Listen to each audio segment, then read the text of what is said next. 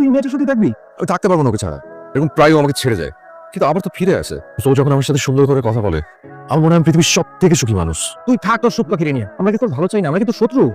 সারা পৃথিবী যদি ওর বিপক্ষে কথা বলে না, আমি তারপরে তোর পক্ষেই কথা বলবো। ওর নামটা না দোস্ত আমার মাথার মধ্যে একদম ইনস্টল হয়ে গেছে। আজকে তারেকের বার্থডে, তোলে পার্টি থ্রো করছি। কই তার তো আমাকে ইনভাইট করলো না। কারণ ও জানে তো তুই আসবি না, তোর পারমিশন ছাড়া তুই এক পাও নড়িস না। আমি আসবো। তোরকে ফোন দিয়ে জিজ্ঞেস কর তোকে পারমিশন দেয় কিনা।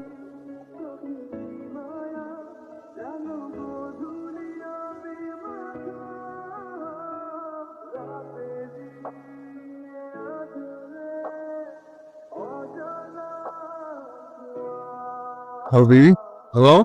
এই তো না ইয়েতে ওই না তারকে বার্থডে পার্টি দেয়। কোনো লাইন পাচ্ছিলাম না। আরে কি আসছো, আমি ড্রিঙ্ক করছি 3 বছর হয়ে গেছে। না ড্রিঙ্ক করছি না। হ্যাঁ আমি চলে যাবো বাসে। শুধু শুধু আমার ভালো গার্লফ্রেন্ড থাকে নি, আবার বেশি করে খাওয়া যাবে। মনে হয় না বেশি খাইতে পারবি তোর পেছনে দেখ। তারেকের আজকে বার্থডে পার্টি, তুমি ড্রিঙ্ক করো না, 3 বছর হয়ে গেছে ড্রিঙ্ক করো না, পার্টি করো, কোনো সমস্যা নেই। Good night. আগে জীবন আর কোনোদিন যদি ফোন দিয়েছো তোমার সঙ্গে আমার ব্রেকআপ। বেবি শোনো,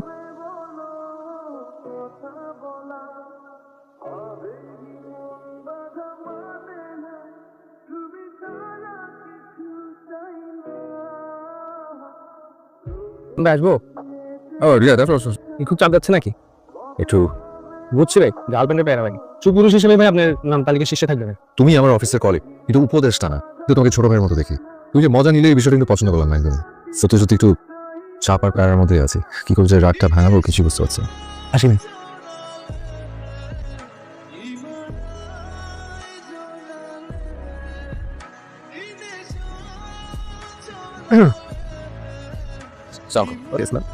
আপনি কাল তো এখানে দাঁড়িয়েছিলেন, সমস্যা কি?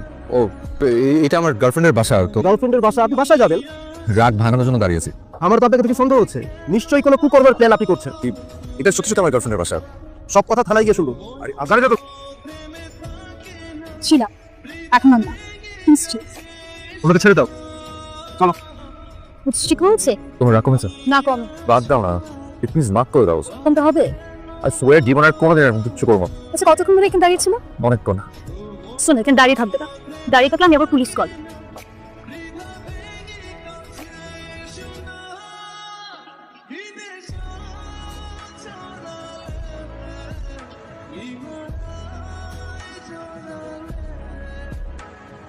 হ্যাঁ বল। আরে সাথী অ্যাক্সিডেন্ট করছে, ইমার্জেন্সি রক্ত লাগবে, তোর সাথে সেরা কারোর সাথে ম্যাচ করে রাখ, তাড়াতাড়ি আসতে পারবি?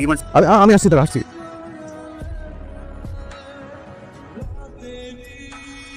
হ্যাঁ তুই বলো, ও তো হাসপাতালে, সাথে তো অ্যাক্সিডেন্ট করেছে, ব্লাড লাগবে, মননের সাথে ওরা আবার ব্লাড ম্যাচ করে। আচ্ছা ঠিক আছে। আচ্ছা আমি না একটা ব্যাপার বুঝলাম না, তুমি রক্ত দিয়েছো, তুমি অনেক ভালো একটা কাজ করেছো, এই কথাটা তুমি আমার কাছ থেকে লুকালে কেন? এই কথাটা আমার অন্য মানুষের কাছ থেকে কেন শুনতে হলো? যেই মেয়ে তোমাকে একটা সময় পছন্দ করতো, যার সঙ্গে আমি তোমাকে মিশতেও না করেছিলাম, তুমি ওই মেয়েকে ব্লাড দিলে আমাকে না বলে? এই ব্যাপারটা কি তোমার রক্তের দাম নেই নাকি আমার মুখের কথার দাম নেই, কোনটা? আমি না জানি না আসলে, একবার ফোন করলো, আমি কোনো কিছু না ভেবে দৌড় দিয়ে চলে গেলাম ব্লাড দিতে। আর তাছাড়া ওর তো ফ্যামিলিতে কেউ নাই, ওর মা ছাড়া। কিভাবে আমি না করবো বলতো? রাগ করো না। না কে আমি তোমার যে রাগ করবো? তুমি বেটার তোমার সাথীকে নিয়ে থাকো। ব্রেকআপ। তোরে কোনো ছেলের পক্ষে এভাবে সম্পর্ক টিকিয়ে রাখা সম্ভব না। আমি না তোর মতো হতে চাই না। তোর সংসার টিকিয়ে রাখার জন্য তুই অনেক চেষ্টা করেছিস, তুই পেরেছিস, ডিভোর্সটা ঠেকাতে পেরেছিস, ভুল করে একটা ভুল মানুষকে ভালোবেসেছি। আমি অবিশ্বাস করেই ভালোবাসি, তা বিন্দু মাত্র ছাড় দিতে চাই না আপু। আমি ভালোবাসবো, কিন্তু আমি অন্ধের মতো করে ভালোবাসবো না। আমি ওর সঙ্গে এরকমই করবো, আমি দেখবো ও কতদিন আমার এবার সহ্য করতে পারে, আর ও যদি সহ্য করে আমার সঙ্গে থাকে, জীবন আমার সঙ্গে থাকতে পারবে। মানে এইভাবে অস্বাভাবিক সম্পর্কটা কন্টিনিউ করবে? তো কন্টিনিউ তো হচ্ছে, তোকে 3 বছর হয়ে গেছে। অন্য কেউ হলে তো আমি রিলেশনশিপটা রাখতাম না। মননের মতো একটা ভালো ছেলের সাথে এতটা এক্সপেরিমেন্ট করিস না। আচ্ছা ঠিক আছে, আমি এক্সপেরিমেন্ট কম করবো, আর আমি শিওর মনন আমাকে ছেড়ে কোনোদিন নাই যেন হয়। তুমি বেটা তোমার সাথীকে নিয়ে থাকো। তুই না একটা গাধা, তোর মতো এরকম বস্তা পচা প্রেমিক আমি জীবনে দেখিনি। ও তোর উপযুক্ত না, তুই কিন্তু যোগাযোগ করবি না। দিন পর পর তোর এই দেবদাস মার্কা চেহারা দেখতে আমার একদম ভালো লাগে না। এর আগে কয় হাজারবার ব্রেকআপ হচ্ছে তুই তো জানিস। থাকতে পারবো না ওকে ছাড়া। আমি জানি ও আমাকে সারাটা জীবন প্যারা দিবে, এটা আমি মেনে নিবো। আমি টেনশন করতেছি অন্য একটা বিষয় নিয়ে। কি করা যায় বলতো? আরে হাসপাতালে যে সিনক্রেট না করলেই হয়। আমি দেখি ওকে ফোন করে ম্যানেজ করতে পারি কিনা। তোদের এই কাহিনী না আমি আর নিতে পারতেছি না।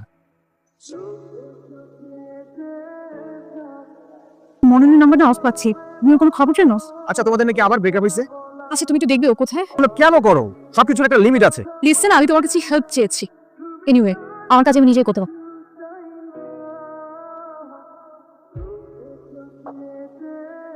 মনন কোথায় বলতে পারেন? ও অফিস আসেনি? 3 দিন যাবত তুমি অফিসে আসে না। কোথায় আছে বলতে পারেন?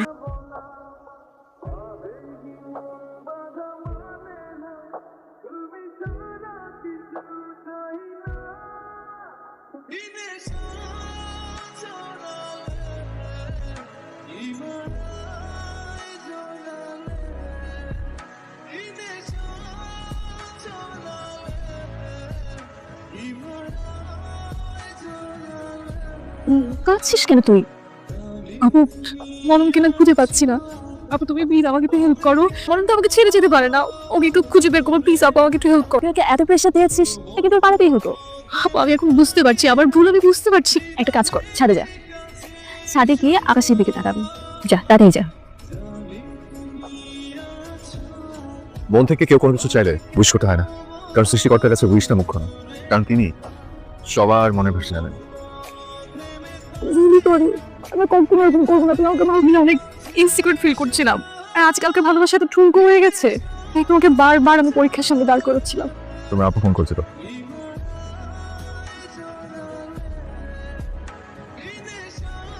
হ্যালো মনুল, আমি তোর বড় বোন বলছিলাম। হ্যাঁ। কেমন আছো? আমি তোমার সাথে ফ্রিতে কিছু কথা বলতে চাই। আমি জানি তুমি তোরকে অনেক ভালোবাসো, তোরিও তোমাকে অনেক ভালোবাসে। তোমাদের সম্পর্কে একটা ক্রাইসিস চলছে। তোরি যা করেছে সেটার জন্য তোরি দায়ী নয়। আমার আর তোমার দুলাভাইয়ের সম্পর্কটা দেখে অস্থিরতায় ভোগে, তাই হয়তো ও এমন করেছে। তুমি একটু ওর সাথে কথা বলো। এভাবে বলা উচিত না। এখনো ভরসা করার মতো পৃথিবীতে অনেক মানুষ আছে। আমি দেখছি, রাখি। আমি তোমার ব্যাপারটা বুঝতে পেরেছি। আমিও তোমার পরীক্ষা নিয়েছি। তুমি যখন বারবার আমার পরীক্ষা নিয়েছো, যে মানুষটা আমাকে হারানোর ভয় এত পরীক্ষা নিচ্ছে, সে কি আমাকে ছেড়ে থাকতে পারবে? তাই তোমার কাছ থেকে দূরে থেকে তোমার পরীক্ষা নিচ্ছিলাম। ভালোবাসা মানুষের উপর চেঞ্জ হয়ে যাবার টেনশন এসব থাকবে, সেটা বিশ্বাসের ভরসা থাকাটা খুব দরকার। এখনো ভালোবাসার মানুষ আছে,